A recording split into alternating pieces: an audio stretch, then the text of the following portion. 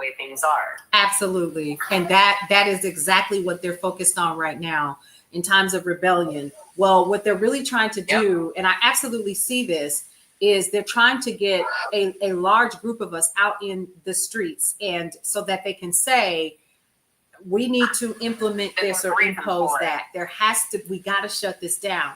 And I'm glad that a lot of us are fully aware. Absolutely. That's exactly, and so we are in a time, people don't understand this is truly a time of crisis. We're martial law declared, Crisby says. And then also we have here, Carol Sue says, but the president of the US should be a requirement. Read. He's not. Y'all, we know that. We were all born with bonds. I've spent a year changing your status. Let's see. You would think it is cut and dry, Sonny said. Unfortunately, I'm sorry to say and scared at the same time. We are already in a form of it.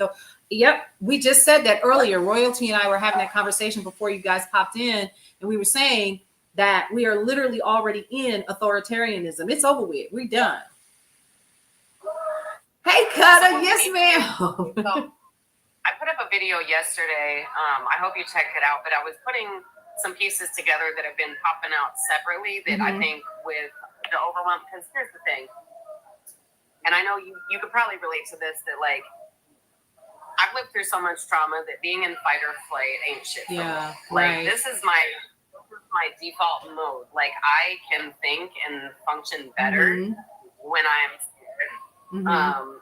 But my video, I was talking about, we have the pro bono lawyers, right? Right. Who promised $1 billion in pro bono work, right? So we have that piece. Yep. And then we have the piece we put out, the EO on unleashing law enforcement, right? Like rabid dogs. We have that. And then, oh God, what was the third piece?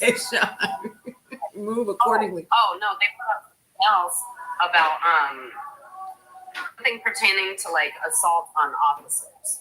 Yes. Right. And so when you put all of these things together, all it amounts to is I'm unleashing the police to do violence. I'm going to have lawyers there to defend them in court.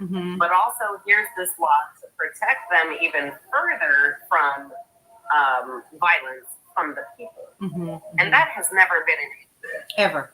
It has never been an issue where the police have had to fear violence from the people because they are the perpetrators of violence. And so all that is going to do is it's going to be police unleashed on everybody. Make no mistake. Yep, I agree. If you think that you're going to get because you're white, it's not going to happen. It's not going to happen. Because unless you're also you're done. You're done. This is for everybody. They are going to harm us. They are going to hurt us badly. They are going to kill some of us, and they are going to have legal protection in the courtroom for free. And they're going to have laws to put in place against the people who do survive. Right? For resisting and all the other nonsense they use. So I 100% agree.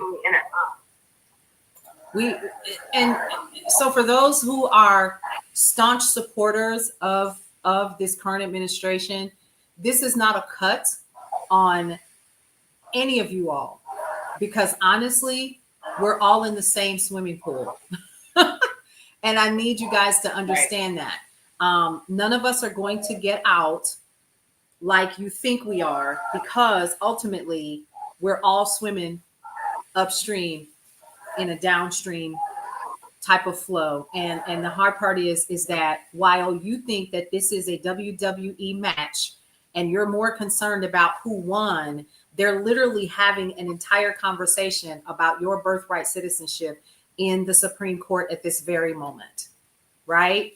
Those are the things that we should be concerned about. We should also be concerned about the fact that the Trump administration is purchasing your flight data. All of y'all, not Black folks, not po folks, everybody's information is being purchased. So like you said earlier, Royalty, what do you mean we're only concerned about TikTok selling data? Which TikTok has always said the data information for US citizens is in Texas. They actually did an entire video and showed and gave a tour of where our data is housed and centered. So when we're talking about that, then we need to shut down all social media platforms. We need to shut down every single organization and say no more data mining. But that's literally what's happening right now. But then let's also talk about how we're actually having a conversation in Congress right now about who deserves Medicaid or Medicare. Who deserves health care? Let's stop calling it Medicaid and Medicare. It's health care. It should be it should be a right, an absolute right. And so we're having these conversations about who should get it. Why are we having conversations about who lives or dies in this country? It should be just like if you're born in this country and it is you're born here, you are a citizen. It should be, I have access to health care. Period. Exactly. And what people fail to realize is that in the current system, it's actually cheaper to have a single payer system that covers everybody. Yep. Than it is to have your own private policy where you pay co-pays, deductibles, you know what I mean, like out of pocket meds, all this stuff before you even get the actual benefits of your health care. Yeah. You could be paying less in taxes to cover everybody. But the thing is people are like, because this country is so individualistic, hyper individualistic. Correct. People only care about themselves, and that's what we're seeing now is the bystander effect, because people are like, well, it's not affecting me, so what am I gonna do? You know? Yep. And everyone's waiting for somebody to do something. And so what I'm trying to do is build community, take care of community. I have my community fridge at the end of my driveway. I have my garden inside my house. I love I'm that. gonna take food from that, put it in. Okay. I have so many page about the fridge. Like somebody left me a rose in there one day. It was so sweet. I love that. I was like, oh my God. I literally cried because my kid went out. My youngest is so excited about the fridge. She checks it every day. Okay. And there was a rose in there. And I was like, oh my God.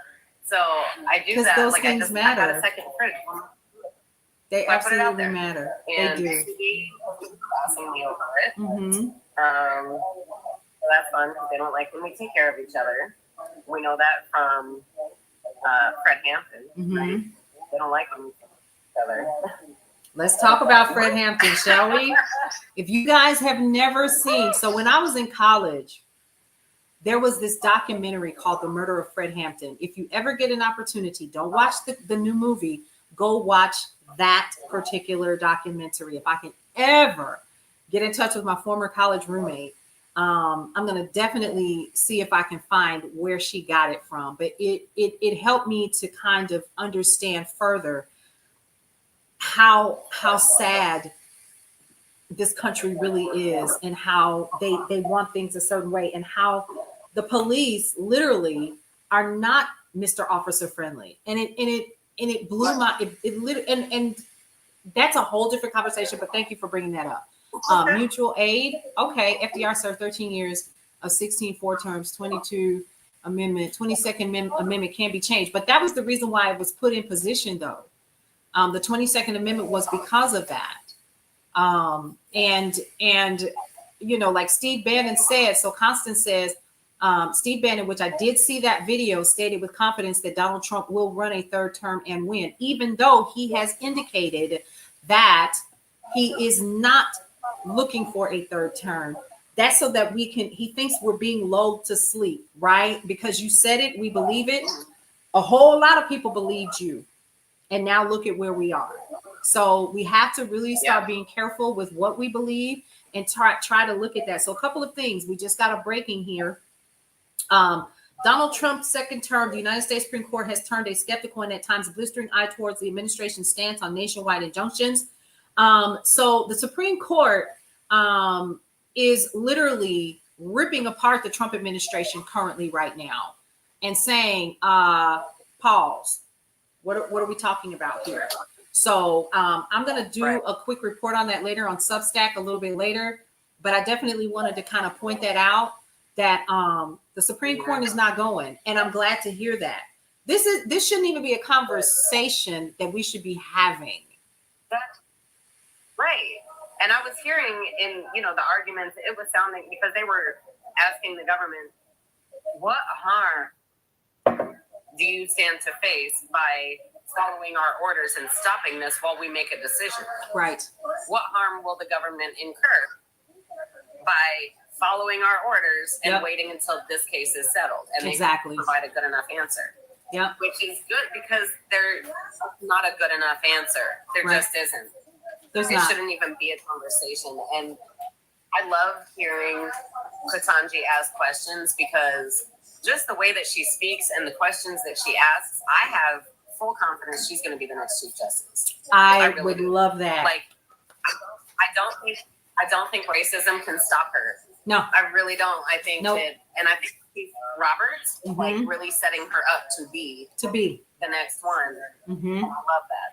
Absolutely. I love it. I'm like getting chills thinking about it. I love it. Yep. Get excited. Absolutely get excited. So y'all, I so a couple of things. One, I'm gonna have to cut us short today. I would love to stick around, but I do know that I'm I got these college kids here and stuff, and they ready to roll. But I'm sorry, she said graduate. Excuse me. I was just corrected. She said graduate. Okay, but yeah. So listen, folks, here's what I'm gonna do. I'm not making any promises, but I definitely want to come back. I enjoyed this royalty. This is amazing. Y'all, yes, Cutter said, oh, so you letting people up now. Well, when I saw your name, I was like, yeah, we're gonna let royalty up. Okay. If it's any one of you guys that we know are like regulars, yes, let's come up, let's have these conversations. But if it's Habib that I don't know, and you want to come on here because I've done it before, and you get to playing with yourself on my live, that's why I stopped letting people come up and go live. The Murder of Fred Hampton, Lady G. The Murder of Fred Hampton. It is a documentary that I saw when I was 19 years old. And I have never forgotten that. Yep. Here's a book that you should read. It's called Woman. I'm sorry. Go ahead. No. Go ahead. No, go with the book. I'll go later. The book is called Woman at Point Zero. Woman at Point Zero by Nawal El-Saadawi. You must read this book from cover to cover. And it's not a very large book, but it was written by a woman who is from the Middle East, who literally protected herself by doing the unthinkable to her husband, and she almost lost her life. And she's for women's rights and so forth. You've got to read this book. I have never forgotten that. But Woman at Point Zero is the name of the book. Amazing book. Yes. Yep. So all I was going to say was that Fred Hampton is the reason that I do what I do in trying to like build community and have the fridge and stuff like that. Because honestly, and I tell people, one of my favorite things is telling racists that their kids get free breakfast and lunch because of the Black Panthers. That's one of my favorite things. I love it. And what do they say when you say that? Do they get that's not true?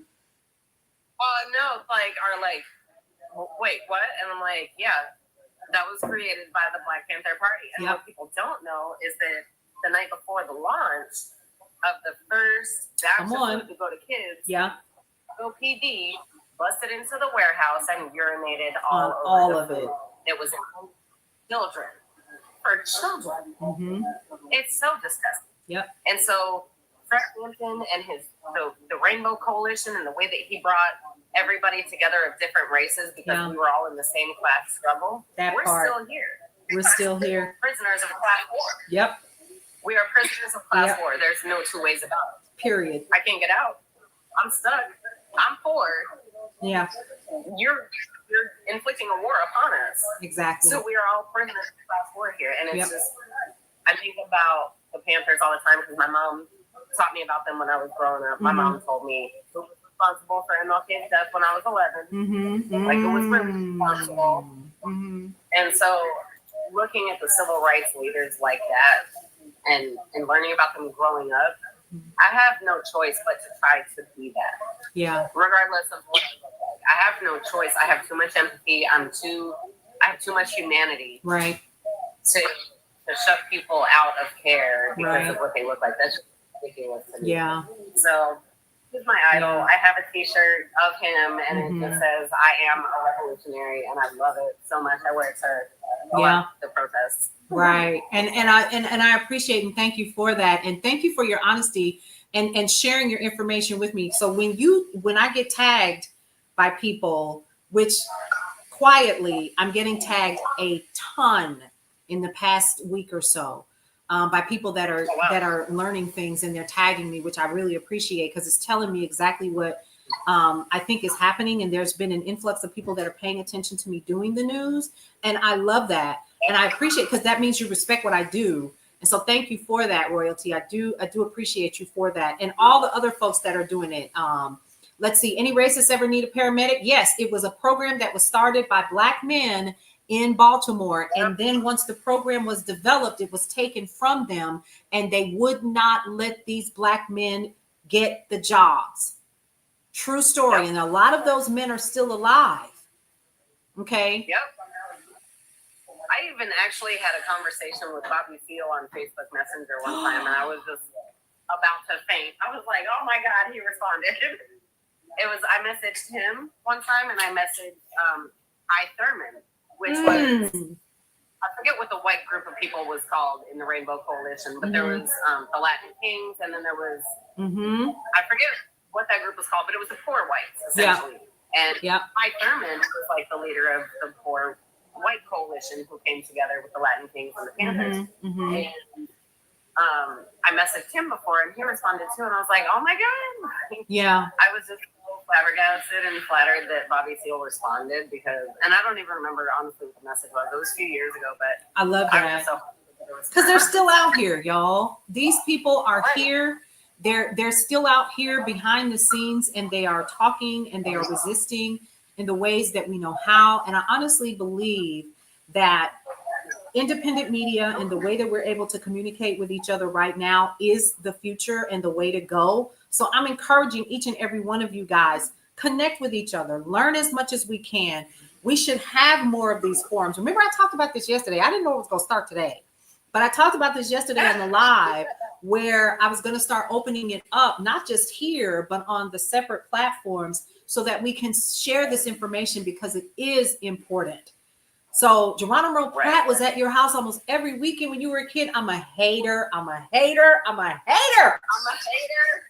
I'm a hater. Listen, and here's the thing. I grew up in a city where the Black Panthers were very, very prevalent. And I actually benefited from their free lunch and free breakfast program, right? My family was very instrumental in a lot of the things that happened in the Black Power movement after Dr. King had been assassinated. And I think that's one of the reasons why, where I'm at right now, I can't let certain things go, because I think that everybody deserves a right to, one, believe what they believe, but then also we need to all understand that we're all Americans, we're all on US soil, so we do have the right to due process according to the 5th and 14th Amendments. That should stand for everyone.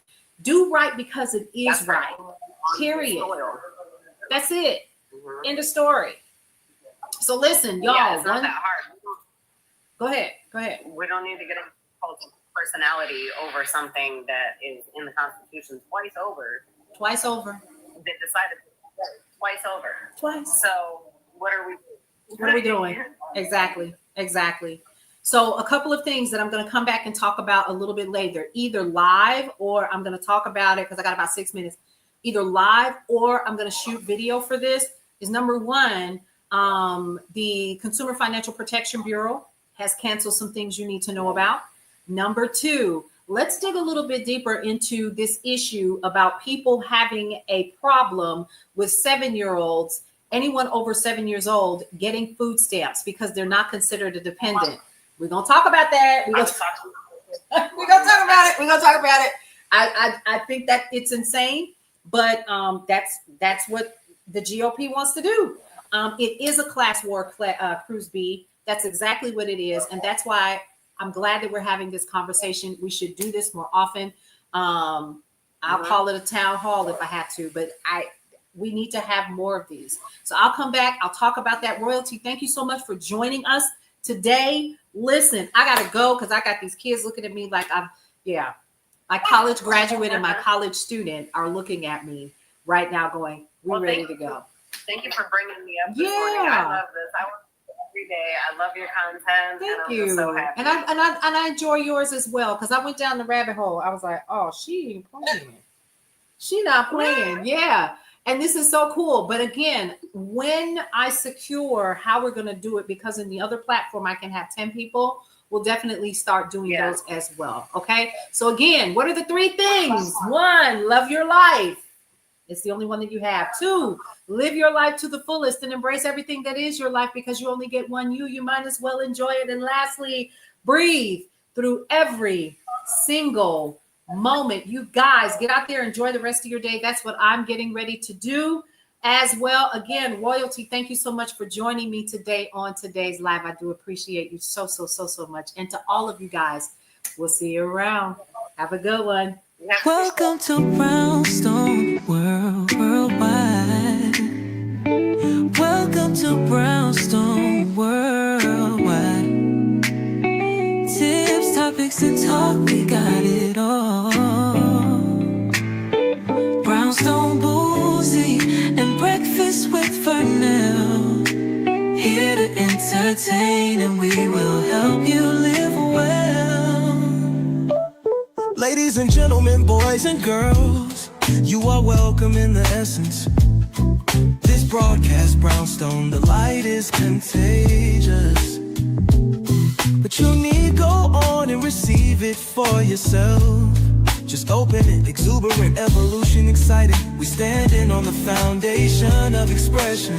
You might have seen, you might have been, or you could have gravitated.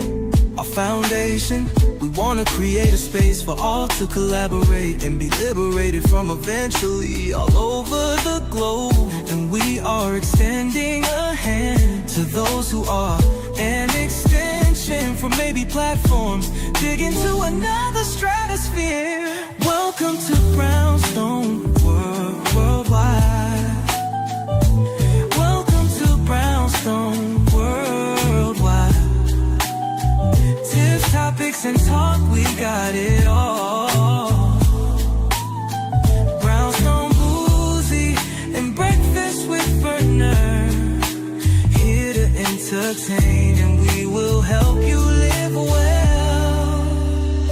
And that is MSG, the message in the message. I can OD on my execution of excellency. And this as a man right now, and things aren't created, but see true.